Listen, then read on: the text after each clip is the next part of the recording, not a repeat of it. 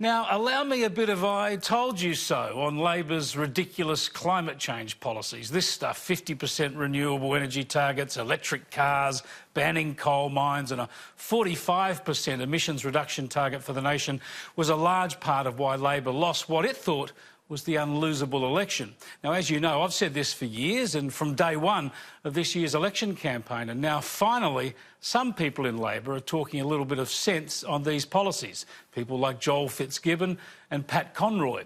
And yes, even Labor's climate spokesman admits it might be time to wind back their targets. Very clear, 26 to 28% is fundamentally inconsistent with the obligation to keep global warming way below 2 degrees. What I've said is all our policies are up for review. Exactly what medium-term targets numerically are, whether it's 2030 or 2035, given the passage of time, is something that we'd engage on over the next couple of years. But people can be assured it would be a medium-term target utterly consistent with the best scientific advice about how we meet those commitments in the Paris Agreement and keep global warming well below 2 degrees and pursue efforts around 1.5. Well, baby steps, I suppose. It's better than what he was saying before the election. But still, listen to the way they talk. They actually think they can control the temperature of the planet from Australia. He's going to take the scientific advice on how to keep global warming to 1.5 degrees.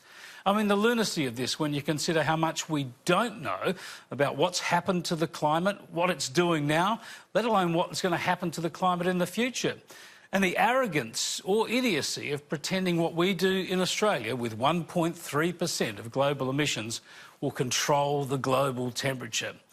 Why do they never mention the fact that global carbon emissions are still rising dramatically, thanks to China, India and other developing countries? Now, somehow none of this matters, and the Australian Labor Party says it's going to save the planet, adjust the global thermostat from Canberra.